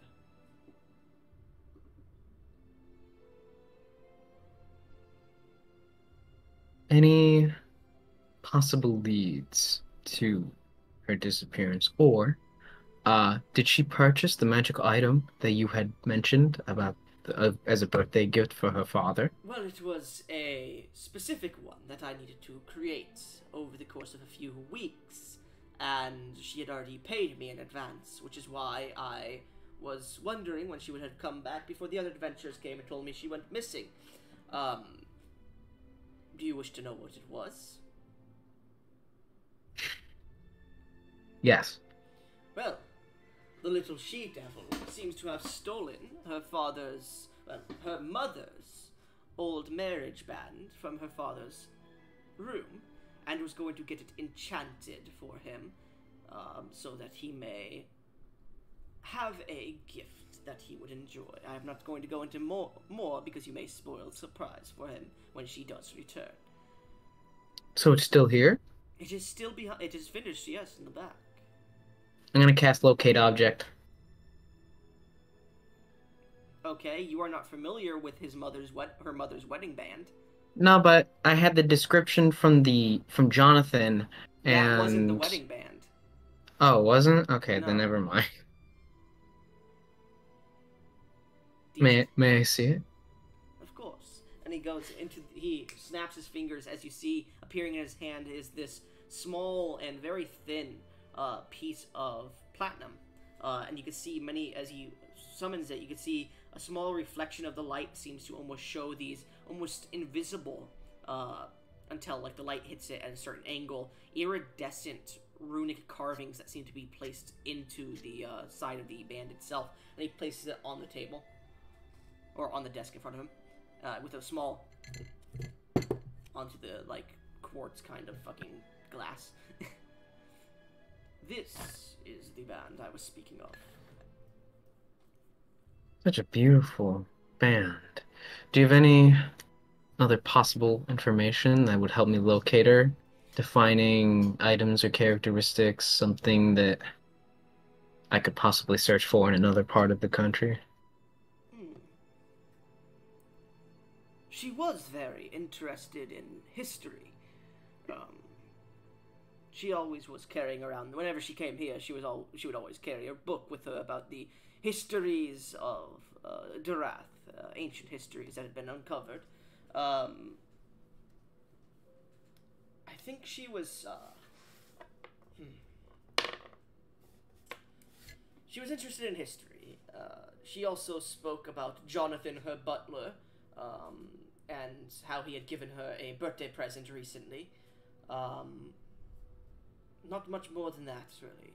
If you're looking for her, if she was kidnapped, possibly by some disrespectful fellows, you could always ask Ultrock Dreg from the warehouse district. I hear he's a man who knows many of the, shall I say, less savory individuals of the city. Hold on. I never, this is not in character. I never mentioned her being kidnapped by people. I You, said she went missing. as I said, you are not the first adventurer to come in here. And when and when a young girl of a noble family goes missing, it's usually not just them wandering off into the forest. And there is no forest around here. Can I make a insight check to see if not if he's lying to me, but if he's not sharing with me like useful If information he's or trying to maybe hide some information, yeah, if he's trying to hide information or like if he's purposefully trying to like seem ignorant of the true so details of what's I will happening. say this: whenever whenever I let a character roll a dice, a natural 20 is an automatic success. But Yeah. however, that doesn't mean you can still outbeat someone that is completely out of your league. Yeah, So, for he's out of example, my league. you can't tell a king, "Give me your kingdom." Oh, I rolled a natural 20. I'm now the king. No, obviously, As yeah. you look So at this man and try to stare at him and his facial features, you look at him and you get the feeling that even if he is telling you the truth and he's not hiding anything, his facial features are he's practiced his gab so much that he is out of your league and you are unable to glean any information from him. okay. So then I'm gonna say thank you very much for your time. Have a pleasant night. And Before you leave, yes. an investigator came by a few months ago looking for one of my good friends, Saron. Hmm. Said that I should know where to find him. I do not know, as he does not speak to me very much. However, all roads do lead back to Haldrick Drog, the warehouse man, the orc. He is a man who knows how to find those who are unscrumptious, and he is thought to be part of the underworld of Turam. If you are going to look for any missing people, or look to get into black markets, or, my friend, anything unscrumptious yourself, he would be the person to guide you in the right direction. Thank you very much. And if you do Have see a, the little one, tell her that her present is ready to be picked up. of I course. do not Thank you for make your time. deliveries. He takes the ring, it disappears, and he begins to walk back to the curtain as he passes by it. As I'm you, gonna I will say, you didn't notice this before, but there is a very nice lavender and melon scent from his shop, mm, like an incense of sorts. I'm gonna as I'm leaving use another divine sense. Okay. Celestial fiend or undead? He Yeah. is So, there. There are reminiscences of those things from a lot of the magic items, and just from probably him summoning creatures like that, or the ability to do so, or magic being used like that, or people coming in with those small amounts of like parts of their fucking physiological being. But I will say, from him, as you stare at him, you get none of those feelings from him. all right, then I'm going to leave. I assume it's The like entire area, by the way, is heavily uh, consecrated. By the way, it is heavily abjured, consecrated. It is meant to keep. It is meant to make it almost impossible to be. It is abjured and consecrated. It is meant to be very protected against extraplanar things. okay. Then I'm gonna leave. I assume it's very late. I'm Yes. gonna go At this meet point, the up with the sun is already researchers. gone, and like you're like fuck, fuck, fuck. You begin to run towards the area where you're supposed to get onto a into the area where you're supposed to leave from. And as you're getting there, eventually, you do pass by the second wall and pass out.